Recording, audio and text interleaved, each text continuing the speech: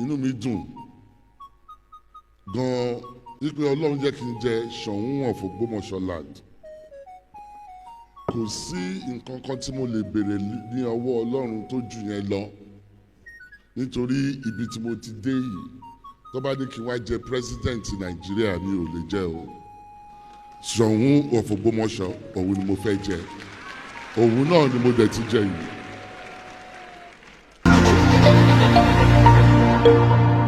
Ó tọ́ ni mo sọ fún yín o, tó bá ní kí n wá jẹ gọ́fúnà Ọ̀yọ́ state mi ò lè jẹ o. Ṣọ̀ún yìí òun ló níyì jù. Ìdí tí mo dẹ̀ fi sọ bẹ́ẹ̀ òun ni wípé ìdí méjì. Ibi ta Ṣọ̀ún ta jẹ yìí ibẹ̀ la máa kú sí. Ìgbà tá a bá lo ọjọ́ títí ibẹ̀ la máa kú sí. Ìyẹn ìkan. Ìkejì òun ni wípé èmi ò tí ì rí àwọn ọmọ ìlú tó dàbí àwọn ọmọ Ogbomoso land. In actual fact, mo believe pé Ọlọ́run ọba ó pàṣẹ fún àwa ọmọ Ogbomoso. Téèyàn bá jẹ president ọdún 8 ló máa fi jẹ, ó pọ̀ jù nìyẹn. Tó bá jẹ governor ó pọ̀ jù ọdún 8 ló máa fi jẹ. Báwo mo ṣe wá máa fi ipò tí mo máa jẹ títí máa fi kú fún ọdún 8 ọlá, eléyìí ọlá títí tá máa fi kú ni eléyìí dájẹ́ yìí. Òun ló dé tí mo sọ pé kò sí ipò kankan tí mo fẹ́ jẹ tó ju Ṣọ̀ún yìí lọ tó lè dùn mọ́ mi nú. Bó ṣe rí mo jẹ Ṣọ̀ún with a high sense of responsibility to serve the people of Ogbomoso land. Jẹ Ṣọ̀ún nítorí a fẹ́ gàba.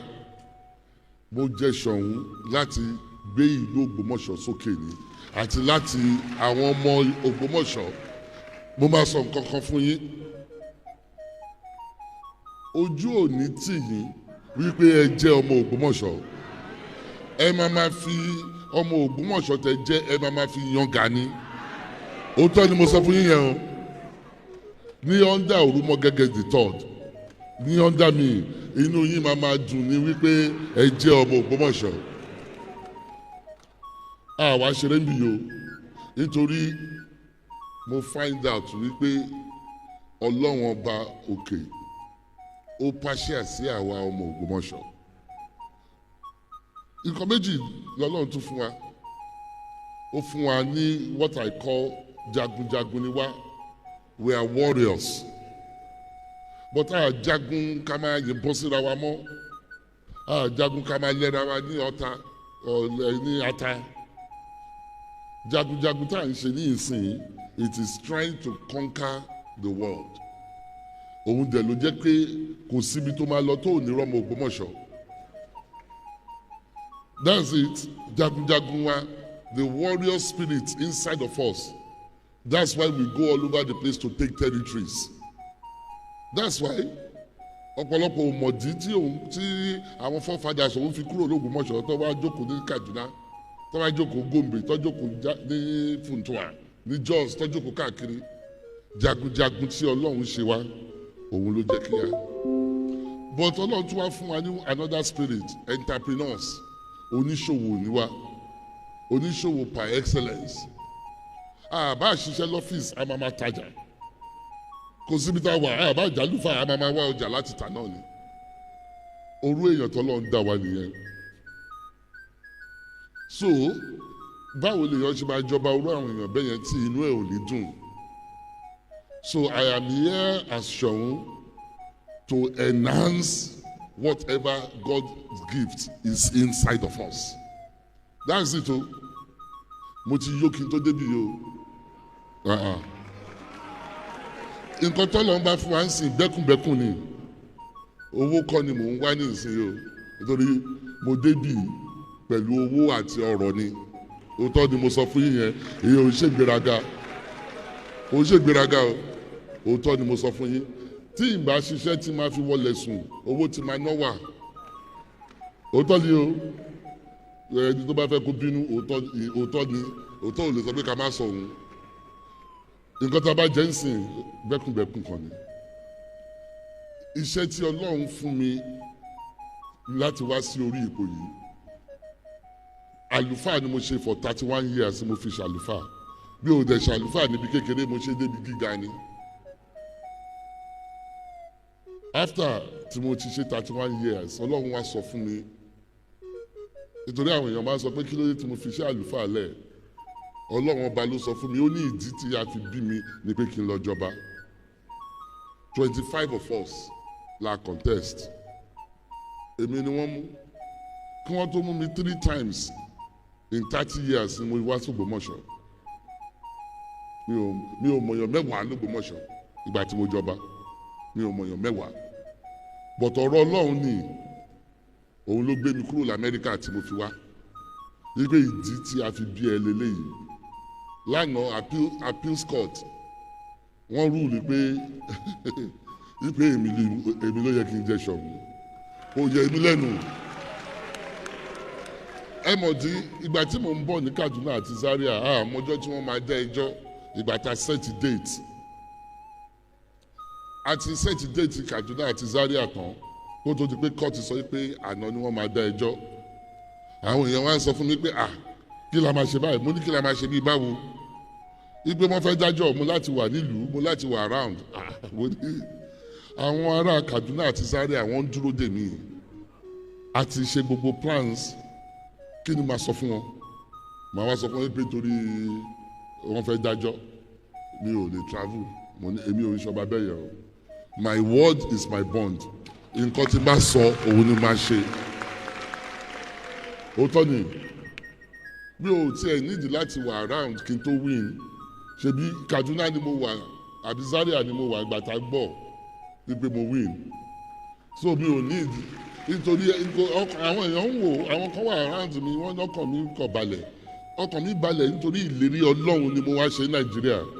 Wípé ìdí tá a fi bí ẹ lélẹ́yìí àfi tí Ọlọ́run ọba ò bá sọ̀rọ̀ tọ́lọ́run bá ti sọ̀rọ̀ ẹ̀dá kan ò lè yí padà. Ẹ̀dá Yorùbá àlórí méjì ò lè yí padà. Òun ló jẹ́ kí n mọ̀ wípé kéèsì àpìl àná wípé màá win ẹ̀. Ẹ tiẹ̀ bá mi pàtẹ́wọ́ fọ́ba òkè.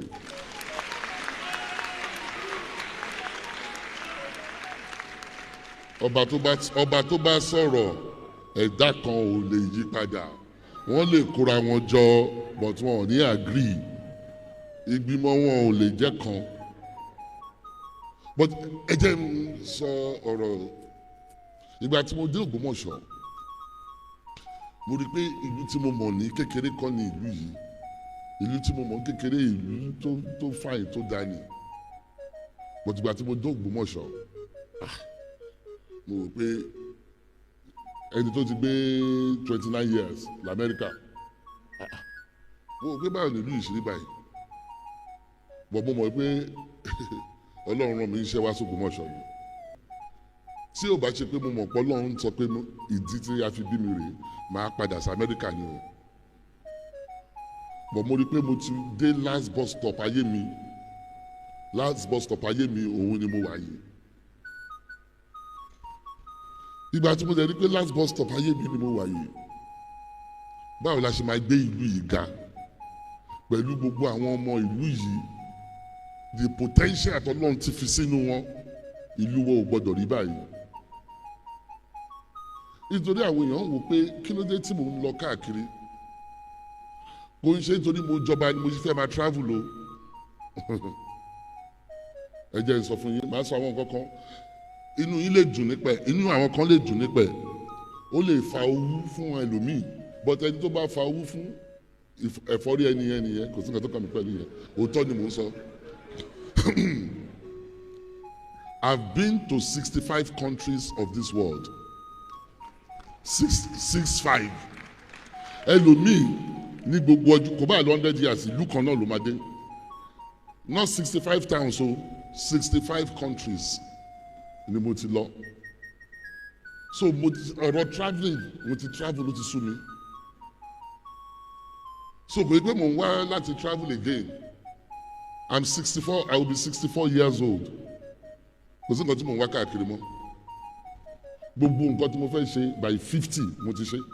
gbogbo nǹkan tí mo plan láyé mi pé mo fẹ́ ṣe mo fẹ́ dì by the time I was 50 years old 14 years ago I have accomplished everything. òótọ́ ni mo sọ fún yín yẹn. mo ti jẹ́ chairman company, mo ti serve on the board of federal government of Nigeria, mo ti serve on the board l'America in state of Maryland pẹ̀lú governor Umali. mo ti ṣe oríṣiríṣi, mo ti kọ́lé, mo ti ra mọ́tò, mo ti lówó, mo ti di millionaire, mo ti ṣe gbogbo ẹ̀. By the time I was 50 mo ti rò pé by 60 màá retire. gbogbo wàhálà tí mo ṣe bá tẹ̀ gbádùn ẹ̀. 60 yẹn ni mo jọba lọ́lọ́run sọ pé kí n wá jọba. so ìgbà tí mo d'Ógbómọ̀ṣọ́ tí mo rí pé iṣẹ́ ṣẹ̀ṣẹ̀ bẹ̀rẹ̀ ni láti make sure pé Ògbómọ̀ṣọ́ becomes a model town. Everybody say a model town. ẹ jọ̀ọ́ sọ́lẹ̀ nǹkan Ògbómọ̀ṣọ́ becomes a model town. ẹ jẹ́ ká sọ́lẹ̀ lẹ́ẹ̀kan sí.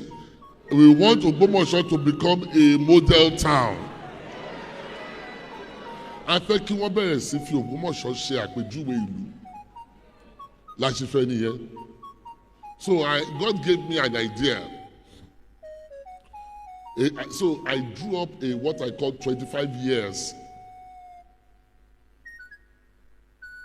transformation plan for Ogbomoso.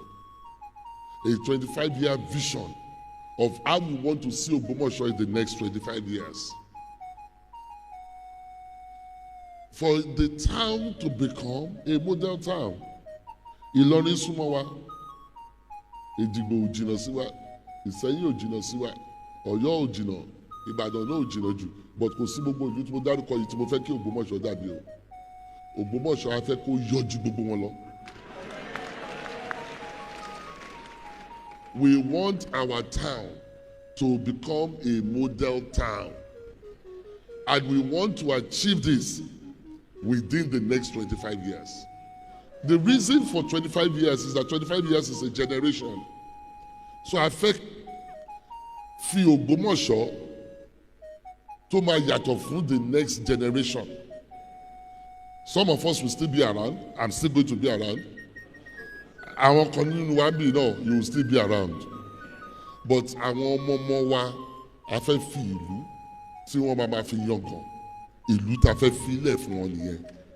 Ó dẹ̀ wà ní ọwọ́ wa nǹkan tá a fẹ́ ṣe. Mo dẹ̀ wá rí pé ìdí tí Ọlọ́run fi gbé mi wá nìyẹn. So gbogbo ni mo ṣe ń lọ káàkiri different countries of the world. Ọlọ́run fẹ́ kí n rí the possibility ní àwọn ìlú yẹn ṣe di ìlú tí wọ́n dì. Nítorí Ọlọ́run mọ̀ pé ibi tí máa gún wá sí, òun fẹ́ sọ ìlú yẹn kó dàbí gbogbo àwọn ibi tá a ti lọ. Ẹ máa sọ pé àwọn òun ló máa ṣe, ẹ̀yin tí mò ń bá sọ̀rọ̀ yìí náà la máa ṣe o. Gbogbo wa la jọ máa ṣe pọ̀. Ẹ jẹ́ n sọ fún yín, àwọn òyìnbó máa ń sọ nǹkan kan, where there is a will, there is a way. Tí a bá make up mind wa wípé a fẹ́ kí ìlú wa yàtọ̀, ó máa yàtọ̀. Mo ń sọ fún yín ni kò pé mo rò ó máa yàtọ̀. Ọba yín ló ń bá yín sọ̀rọ̀, èmi ò ṣe politician o. Ṣé àwọn pé politician ó lè sọ nǹkan tó mọ̀ pé òun ò ní ṣe. Èmi ò ní sọ nǹkan tí mo mọ̀ pé mi ò ní ṣe fún yín o. Òtítọ́ lẹ máa bá lẹ́nu mi, òótọ́ nìyẹn. 31 years mo fi ṣàlùfáà, mi ò ní one single scandal. Mi ò ní o.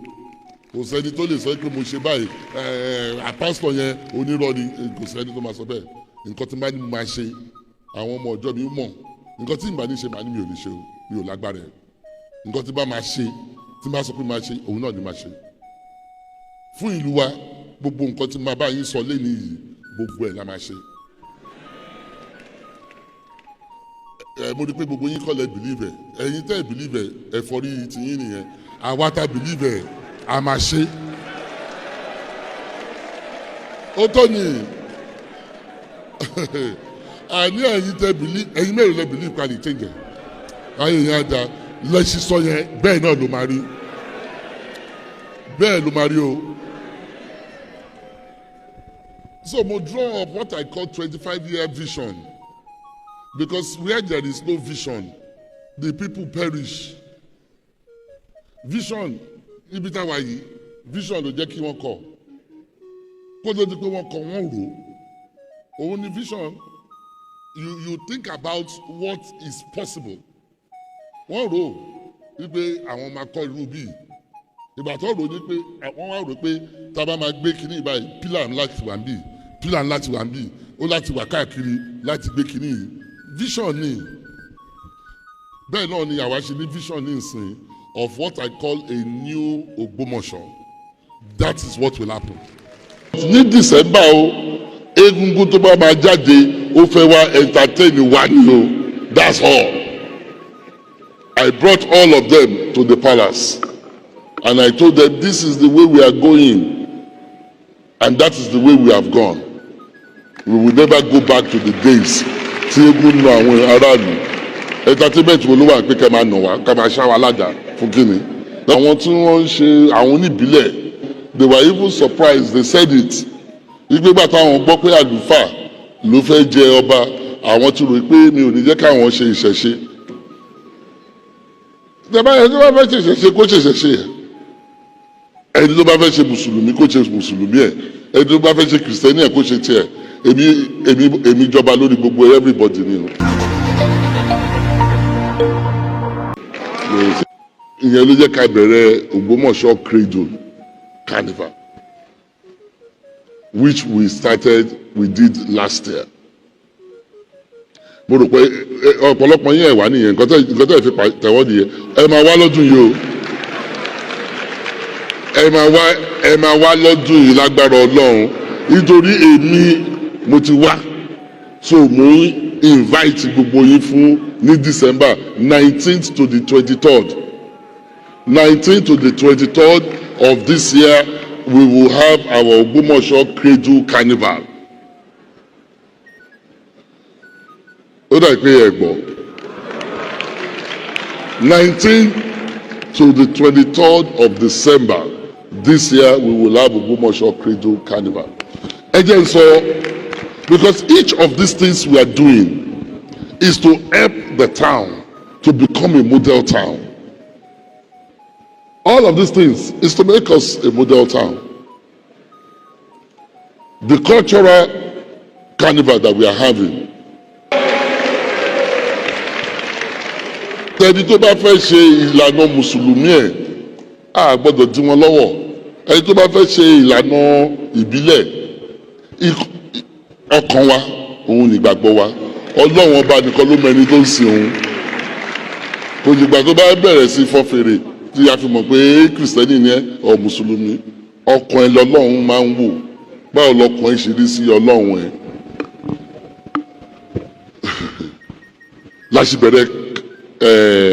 láti bẹ̀rẹ̀ sí plan ẹ̀ nìyẹn. àwọn èèyàn bẹ̀rẹ̀ sí sọ oríṣiríṣi bòde eléyìí o àmàṣẹsẹ̀ we will do this carnival. I formed a committee, the cultural committee. I put down personally 10 million. Money we will raise. Come up with your budget. Only budget one was about 180 million. Only bá aláṣẹ máa rówó gbóná máa rí. Ṣé báwọn ọmọ ìlú wa náà ni àwọn là ń ṣe fún wọn á dáwó.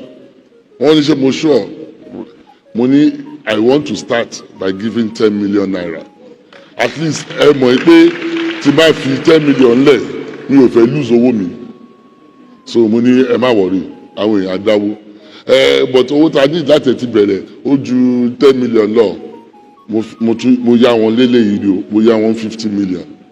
Mo ní ẹ lọ fi bẹ̀rẹ̀.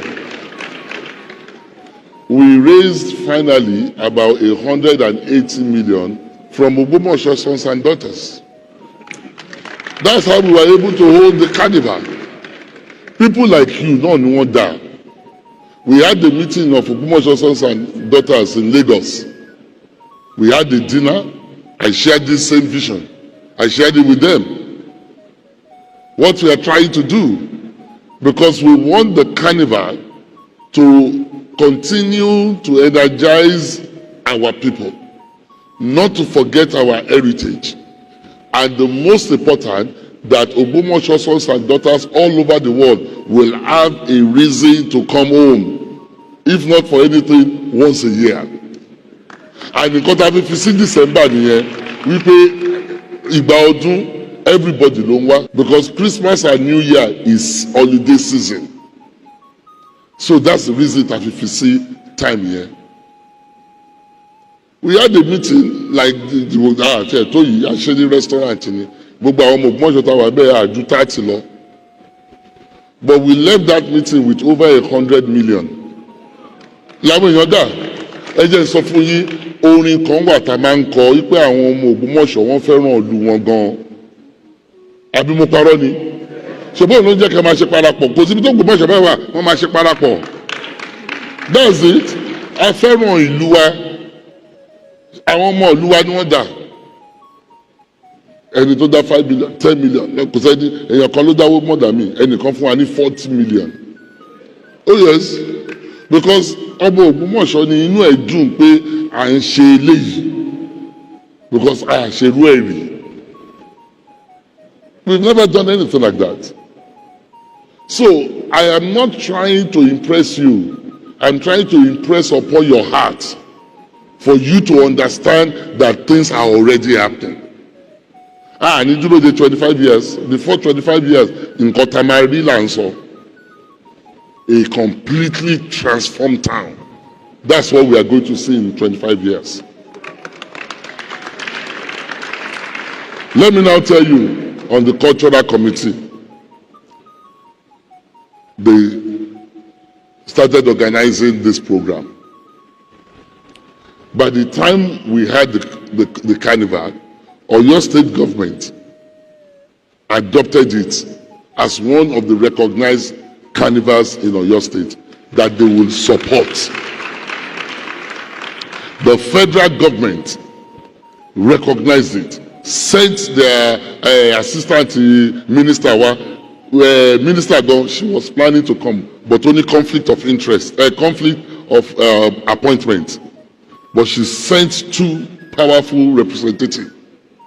They also adopted Ogbomoso Cradle Carnival as one of the federal government programs that they will support morally and financially.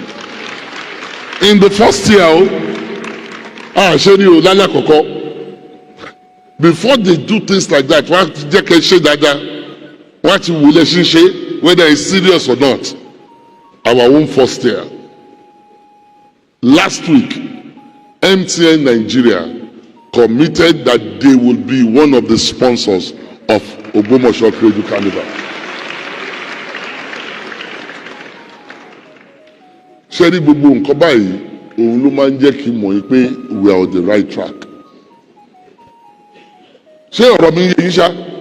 Òun ló jẹ́ kí n mọ̀ pé nǹkan tá à ń ṣe yìí nǹkan tí ọba òkè fọwọ́ sí ni.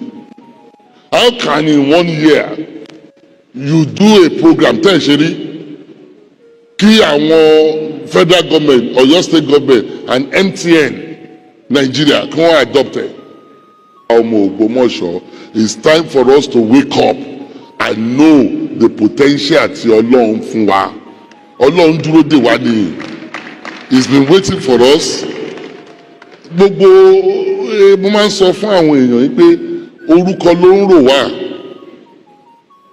wá nítorí Ogunlọ́lá ó sọ fún wọn gbà yóò ní ẹ jẹ́ kí n máa lọ Ṣọ̀ún. Òun ló jẹ́ kí gbogbo yín wà ẹ̀yin tẹ́ wà ní Kaduna, Zaria àti ẹ̀yin tẹ́ wá láti other places ẹ wá Ṣọ̀ún bí ni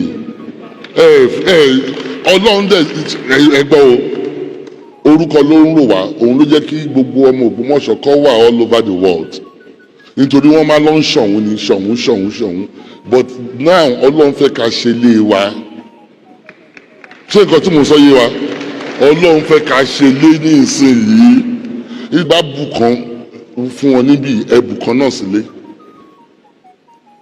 ṣe gbọ́ nǹkan tí mo sọ tẹ bá ṣe kan síbi ẹ ṣe kan náà sílé tán la ṣe nǹkan sílé Ògbómọ̀ṣọ́ máa yàtọ̀ the landscape will immediately change. I'm here in Zaria and Kaduna, simply Kaduna State, to meet Ogbomoso sons and daughters. We have a 25-year plan. I became the Ṣọ̀ún of Ogbomoso, Olumogege III. Sometime in 2023, my Our coronation was in December 19, 2023. So this last year was 1 year that I've been in office. And I have a 25-year plan of trying to transform Ogbomoso into a model town. And I feel that we will not be able to do this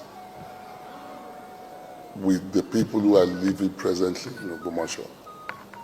And something about Ogbomoso people is that they are warriors and they are entrepreneurs.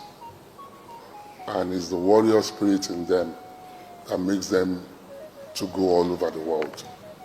What we say is that any town or any place you go in this world and you don't meet Ogbomoso people, that means that place is not really a place for you to stay. So, when I became the king, I decided that what we are trying to do in this town, the people, those of us who are living in that town presently, will not be able to do it. So I decided that I will go all over the place where we can get maybe 200, 250 Ogbomoso sons and daughters, any city. I will visit them and encourage them to think about Ogbomoso and see what contribution that they can do in that town. And so I visited Jos, I visited Gombe. I was in Gombe, I think last week or 2 weeks ago. So I decided to come to Zaria and Kaduna also.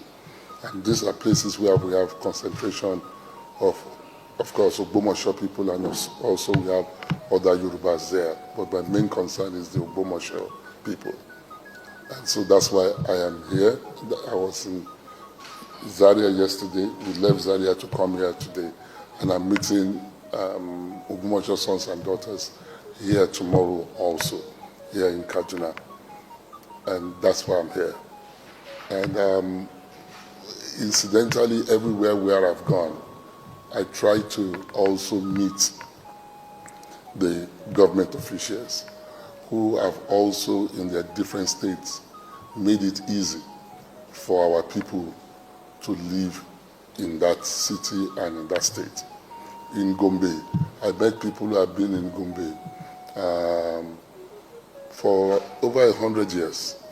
I met a man who said he was born in Gombe, and the man is in his 80s. And he said his father had been living in Gombe for many years. And so the same thing here. And what you will find out is that in most of these places in the northern states, most of the Oba Yorubas who are there are mainly also from Ogbomoso. And Ogbomoso sons and daughters have spread over the whole north. We had a meeting today in Zaria. We had people who came from Kano, people who came from Funtua, who came to join us. When we were in Gombe last week or 2 weeks now, people came all the way from Adamawa. They came from Maiduguri. They came from Castina. Some people came from Taraba. And what I'm trying to do is novel to our people. Many of them have never seen their king before. So what I'm trying to do is to familiarize myself with them and encourage them and share the vision of this 25 years with them in trying to turn our town into a model town. Because the more we are, the easier it will be for us to carry the load. And I also found out I lived in America for the past 29 years. So I only came back a day before I became the king. And I found out that we can't leave everything to government. There are things that individuals also must do. And if we're going to turn our town into a model town, there are things we will want government to do for us. But most of the load will be carried by the indigents. And I feel that a lot of our indigents are spread all over the country. And of course, I'm going to go in West Africa also. We have a lot of our people in Ghana, in Cotonou, in Ivory Coast. I'm going to visit all of those places also. Just that the more we are, it becomes easier for us to be able to transform our town. And so that's the reason why I'm doing all this traveling to sensitize our people, get them excited about this new form of governance and Obashi. So it's not for me to sit down in the palace and expect things to come to me. I want to go to them, and when they can connect with me, they will also be able to come down at least once in a while to the town and also see how we can all develop the town.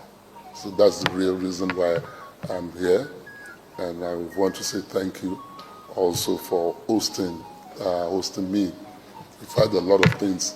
Of course, Kaduna State is very, very prominent in the socio-political system of Nigeria, a lot of impact, and the standard that Kaduna State has set, especially in the northern states. We read about it as a young people, and as I'm 64 years old now, so I'm not that young again. And also, as we are getting old, the impact that this state has made in the north, and the frontliner things that you do. Of course, we read about the governor, about how he has been able to bring succor to a lot of people, how some things that were tightened before have been loosened, so that that the people can live well, and the compassionate spirit of the governor also we have had, and his ability to govern the people in the right way and in an enduring way, and having, with all the difficulties going on, having the human milk to be able to get across to the indigents of the states, citizens of the states, and to make things in a tough situation at least better for them. So I really want to thank all the people, all the special assistants, advisors who has also shown up here to welcome us. And I really want to say thank you.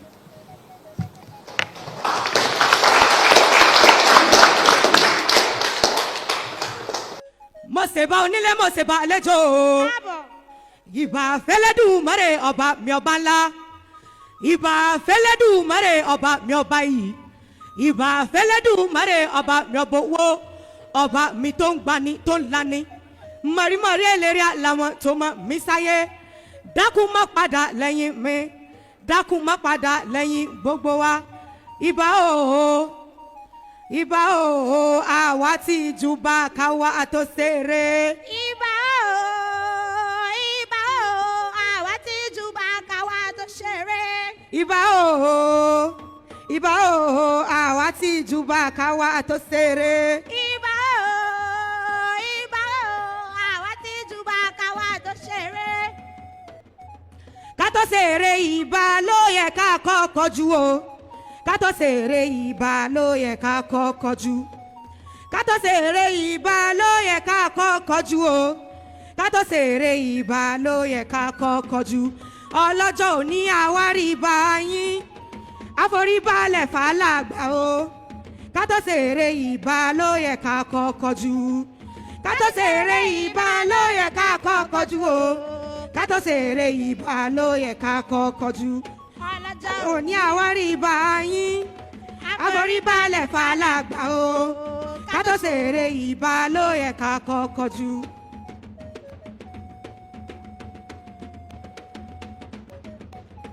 Ìjọ kìíní gbàjọ fún bàbá. Àrà kíní bàdá fún bàbá. Ìjọ kìíní gbàjọ fún bàbá. Thank you so much. Those are the Federation of Yoruba Students here in Kaduna. At this point in time, we'd like to invite ẹni tá a tún láyà àárín ìṣẹ́jú márùn-ún àfẹ́fà oko náà ṣòfò púpọ̀ òun náà ni Ṣítù Sunday Adéníran ìjálọ̀ ọdẹ láàrin ìṣẹ́jú méjì ẹ dákun ká máa ṣe gbogbo ẹ̀ ní ká máa ń kóbá àrọ́jọ́ mùsùlùkùn Ṣítù ìjálọ̀ ọdẹ bóyá Ìjálá ọdẹ láàrin ìṣẹ́jú méjì péré. bóyá Ògbómọ̀ṣọ́ ajílété ni mí ọmọ kóòtù òjìbí ẹ wá lọ́mọ ìlú mi nílé ìjókòó oró ọmọ ajílété pọ́ndógún ogun kan ọ̀jàjàjà kókó wa lẹ́rú l'Ògbómọ̀ṣọ́ rí ògbó mi kò gbó ọmọ àfògbójà àyíṣà Jágúnjọbí ọmọ alákàtà.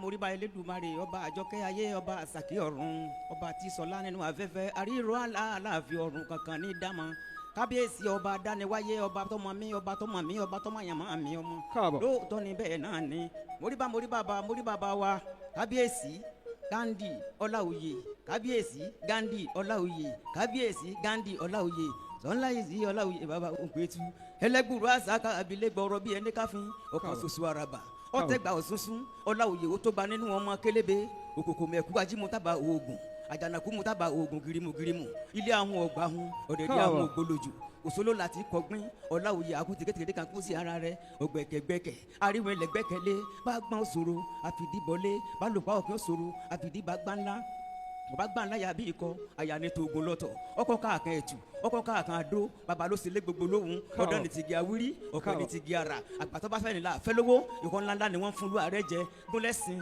balẹ̀sìn ọ̀kẹ̀tẹ̀kẹ̀tẹ̀ àmọ́ àgùnjọ́ máa gbẹ̀ àlùfáà àpapọ̀ onílé orí baba kélébé arẹlẹ́yìn bí òṣùmàrè inú ogun jọ̀ǹjọ̀ǹjọ̀ǹjọ̀ǹ inú ogun jọ̀ǹjọ̀ǹjọ̀ǹ inú ogun jọ̀ǹjọ̀ǹ ọ̀pá tẹ̀lá ń pa ẹ̀sìn ọ̀pá bí ogun kankan bí ikú ogun ọ̀pá rí kó padà ọmọ Ṣàngó ọ̀pá kọ́dọ̀ fowó ẹ̀wọ́ lẹ́gẹ̀rẹ́gẹ́ gúnlẹ́sìn balẹ̀sìn ọ̀kẹ̀tẹ̀kẹ̀tẹ̀ àmọ́ àgùnjọ́ máa gbẹ̀ kábíyèsí ọba wa Gandhi ọba tó ti ní ọláwájọba ló dọ́ni bẹ́ẹ̀ náà ni Ògbómọ̀ṣọ́ ní bàjẹ́ láìlẹ̀ àwọn ọ̀rùnmọ̀lẹ̀ wọn ò tún wá sí àyàfi tó ka ọba káwọ́ mọ́ ṣé bẹ́yìn lọ ká fi ṣòro ṣé báyà là á fi mọ rìnrìn yéjò bodò gbólógbó ọdẹ ti tulu ọ̀rẹ́ mọ́dà gbàlagbà mọ́lẹ̀ tí pàwọ́rọ̀ kòròkòròkòròkòrò ọjà mo ti dàgbà àlàgbà ọjẹ nínú akẹ́ ìyá làmọ́ kékeré títí mo fi kéré bọ̀ pa wọ́n ta lu wa láàmú ju ọmọ kékeré ọmọ ọdẹ tó máa já wọn ètí rí ni ebe wúrẹ́ sílẹ̀ lẹ́ fi sọgbà nù gbòòrò àsílẹ̀ àgùntàn kọ́ lẹ́ fi sọgbà níyẹ̀wù ológin ní ràjò ilé dìlé èkúté ológin ní tàjò díẹ̀ sọ pé kúté ilé kí wọ́n parapọ̀ síbi gan ojú mi ó ṣe wílẹ̀ jọ̀ǹjà wàlẹ̀ ọ̀tán ńlẹ̀ bọ̀rọ̀bọ̀ ó tún dé sí mi lónìí kọ́ àlàbí àgbà ọ̀bídùn ọmọ táyé lolú èjì rí ọkùnrin gbàgbà bí ọkọ yẹ rí ilé adu ló bí lọ́mọ òkè àgbẹ̀dẹ lówó ń dàgbà ọmọ táyé lolú èjì rí ọkùnrin gbàgbà bí ọkọ yẹ rí ọmọ táyé lolú èjì rí anímọ̀ mọ́nsá lè pẹ̀ tí ì bá ṣe pé ikú tọ́pa bàbá tó bí lọ́mọ ẹgbẹ́ yẹn kù lé mọ́ yóò dùn tó ń hù ifá ló dorí ire ń tàwo èmi ló dorí ire ń tèmi. ògúnláṣà ayé òsìmọ̀lẹ̀ olómi ilé bàjẹ́ ò lásán nílé bímọ kí mọ̀ bùrọ̀ ọ̀rẹ́ èṣù láàlú láàárọ̀ yẹ bùrọ̀ àti ń jẹ́ látọ̀ ọ̀pá ẹ̀lẹ́kùn ṣubú láàárọ̀ yẹ ń ṣẹ̀jẹ̀ láká ayé tó bá dákun dákun mọ́ tàwọn láká ayé tó bá dòdò dákun mọ́ gbé wọn lọ. thank you ẹ ṣeun. káì ẹ̀yin gan làbá tí wàá fún láyè tó pọ̀ tẹ́lẹ̀ nǹkan lẹ̀ ń gbé àṣà àti ṣe Ògbómọ̀ṣọ́ jáde àmọ́ ẹ má bínú tó bá dijọ́ mi ẹ dákun ẹ má bínú àfẹ́ fàwọ́kọ́ náà sọ̀fọ̀. èyí tó wà ẹja jọ pín báyìí a ó pè alága wa the chairman committee of this wonderful event to come and give us his own speech talking about the chairman Mr. Adetunji Ayinde. A round of applause for him. Àwọn wọn ṣiṣẹ́ takuntakun láàrin ìjọ mẹ́fà la fi ṣe gbogbo ohun tá a ṣe yìí. Ìjọ mẹ́fà péré Ọlọ́run sì lò wọ́n gan láàrin wa. Towó ni ti mọ́tò ni tepo kò sí tí wọn ò ṣe tọ́lọ́run kí ètò ilé wa sáyé. So Mr. Tunji, over to you. Distinguished ladies and gentlemen, I stand on system protocol. I am Adetunji Ayinde Michael, the chairman planning committee, hosting Oba Gandhi Afolabi Oloye, son of Ogbomoso land. We give thanks to God Almighty for seeing us through this stage. On behalf of Ogbomoso youth, sons and daughters, and the entire Kaduna state, to welcome His Imperial Majesty, Oba Gandhi Afolabi Oloye Orumagegeketa, on this day, February 19, 2025. Your Imperial Majesty, Oba Gandhi Oloye Orumagegeketa, esteemed dignitaries, distinguished girls, and our dear youth, sons and daughters of Ogbomoso, it is with great joy and a deep sense of honor that I, on behalf of the entire Ogbomoso youth in Kaduna State, extend a warm and heartfelt welcome to your Imperial Majesty. Your visit to Kaduna is a momentous occasion for all of us, and we are truly delighted to receive you in our midst. I also seize this opportunity to congratulate Your Majesty on your accession to the revealed throne of your forefathers. Your enthronement is not only a blessing to Ogbomoso land, but also a testament to the enduring legacy of our cherished tradition and heritage. We pray that the Almighty grants you wisdom, strength, and good health as you lead our people into a new era of peace, unity, and development. Your Majesty, we are proud to reaffirm our unwavering loyalty and support to your reign. The sons and daughters of Ogbomoso in Kaduna remain committed to upholding the value and progress of our homeland. Your presence here today strengthens the bonds that unite us all, regardless the distance. May your reign be marked by prosperity, harmony, and remarkable achievement. Long life His Imperial Majesty. Long life, sons and daughters of Ogbomoso land. Long life, Ogbomoso land. Long life, Nigeria. Thank you. I am Ayinde Adetunji Michael. I am the chairman, planning committee. Thank you.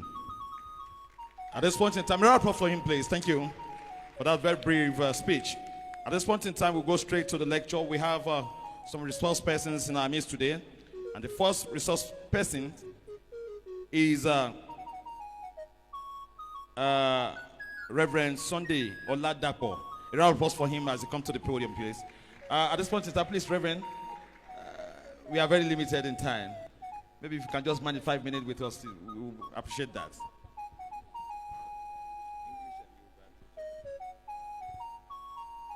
Agbe Ọlọ́run ga nítorí pé Ọlọ́run dára sí wa. Adúpẹ́ nítorí pé Ọlọ́run fún wa ní orí ọ̀fẹ́ yìí àti àánú láti wà nínú gbọ̀ngàn yìí. A kí ọba wa, Ọba Gandhi Afọlábí Ọláoyè. Inú wa dùn púpọ̀ láti gbà wọ́n lálejò nínú ìlú Kaduna. Adúpẹ́ lọ́wọ́ Ọlọ́run fún gbogbo ìrìn àjò. Ní òní fún gbogbo àwa tá wà ń bí mo mọ̀ pé ó jẹ́ ayọ̀ wa láti rí ọba wa láàrin wa. I think this will be the first of its kind. I am highly proud of my town, Ogbomoso. A fẹ́ dúpẹ́ lọ́wọ́ gbogbo àwa tí a wà níbí lónìí. A fẹ́ kí ọba wa mọ̀ wípé Ogbomoso sons and daughters in Kaduna State are doing very, very, very well in Kaduna State. We are loving people. We are very accommodating. And in all walks of life, the Lord has helped every sons and daughters of Ogbomoso to be calm and to progress and to be successful in Kaduna State. The Lord will continue to prosper each and every sons and daughters of Ogbomoso in the name of Jesus. A fẹ́ gba gbogbo wa níyànjú. Mo lórí ọ̀fẹ́ ńlá wọ́n bí mi sínú ìlú Kaduna yìí. Bàbá mi jẹ́ ẹnìkan tó kó gbogbo àwọn ọmọ Ogbomoso jọ ní ìletò tí a wà. And for more than 20 or 25 years, Mr. Ojo náà wà níbí. He succeeded my father when he left Kaduna as the chairman of Ogbomoso Parapọ̀ ní area tí wọ́n wà. Bí mo ṣe dàgbà sáàrin wọn, mi è fi Ogbomoso ṣeré. One of the things tí mo fẹ́ ká tètè fi sọ́wọ́ ni wípé gbogbo ibi tí àwọn ọmọ Ogbomoso bá wà, a máa ń yàtọ̀. Ìṣe wa, ìhùwàsí wa, a máa ń fi hàn wípé lóòtítọ́ lódodo ọmọ Ogbomoso ni wá. Somebody make a remark last year about Ogbomoso people that they are highly intelligent. Highly intelligent, and that is true. That is very, very true. Afẹ́ bìrọ̀ gbogbo wa ẹ jẹ́ ká fi sí ìṣe. Nǹkan kejì tí màá sọ kí n tó lọ jókòó, ìfẹ́ ẹ jẹ́ ká jẹ́ kó gbilẹ̀ sí láàrin àwa tá a ti dàgbà àti àwọn ọmọ wa tí ń bọ̀ lẹ́yìn.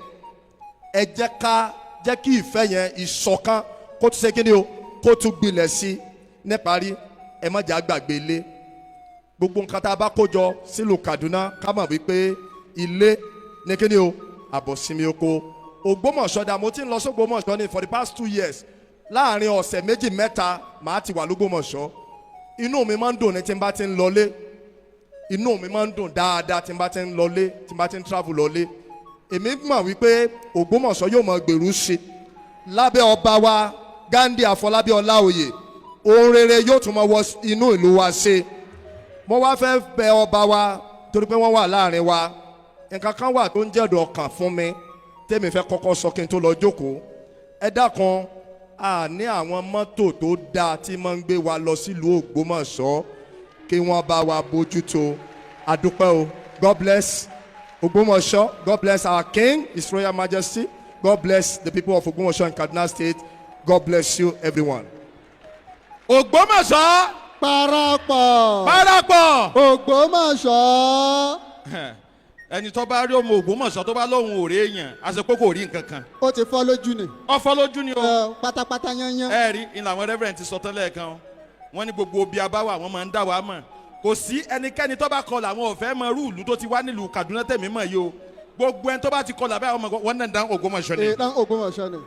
ibi asoríire dénú o ẹ ṣeun bàbá wa bọ́ọ̀ bá kọlà tó jẹ́ yọ ìjágbó àbí kíní lọ sí wa táwùsá bá ti wọ́n náà dán Ògbómọ̀ṣọ́ ni ibi Ọlọ́run kẹwàá dénú báyìí á pe àwọn stars wa kí àwọn náà máa bọ̀ àwọn stars Idris Imam Salawudeen ẹ bá ń fún ọ látẹ̀wọ́ nígbà táwọn náà ń bọ̀ wá fún wa ní very brief ṣéwù.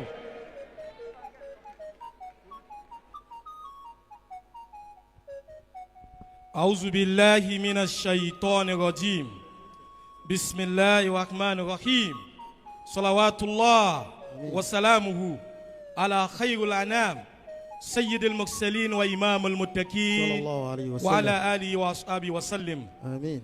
ọpẹ́ ni fún Ọlọ́run alhamdulillah. abèrè àlékún kí a ti rẹ̀ fún Ànábì Muhammad.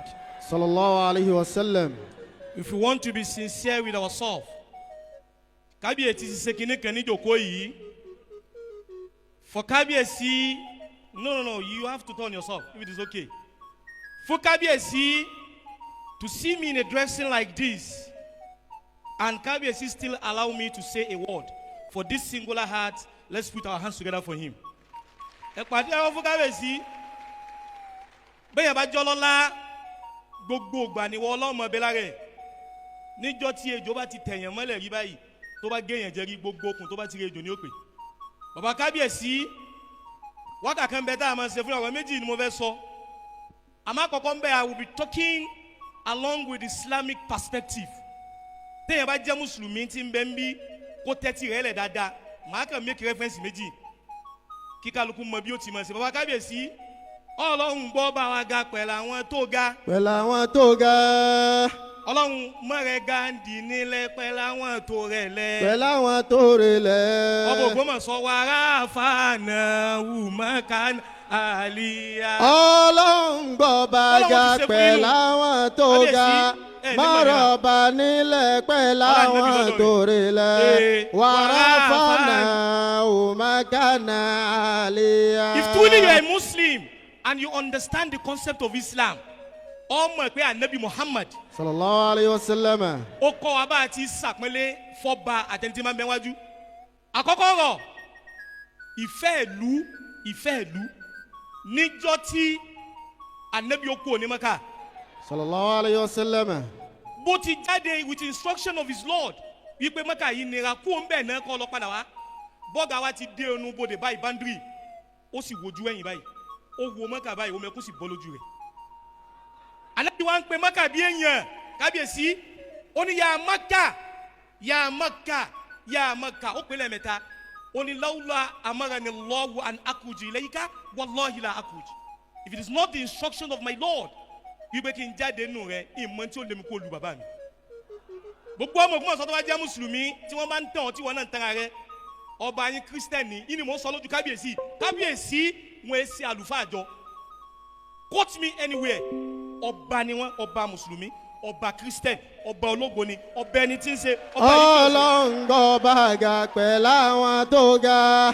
mọ̀rọ̀ bá nílẹ̀ pẹ̀lú àwọn tó rẹ̀ lẹ̀.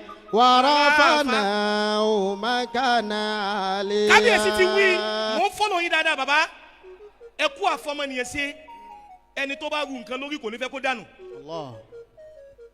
wọ́n ní yíyọ ẹkùn kì í ṣe tójó ẹ rí adìẹ àkùkọ ó ní ògbé lórí àbí adìẹ obìnrin ó wá pakuru má kùkọ báyìí àkùkọ yẹn wá súnmẹ́yìn ó tún pakuru mọ́ ó súnmẹ́yìn gbòdì kẹta àkùkọ tó kò sí òkè yìí máa ń lọ obìnrin wa tẹ̀lé ó ní ọ̀lẹ kò lè jà akọ yẹn wá bojú ẹ̀yìn ó ní mo lè jà yẹn ti ń bẹ lórí mi nìfẹ́ kó dànù. Allahu Akbar.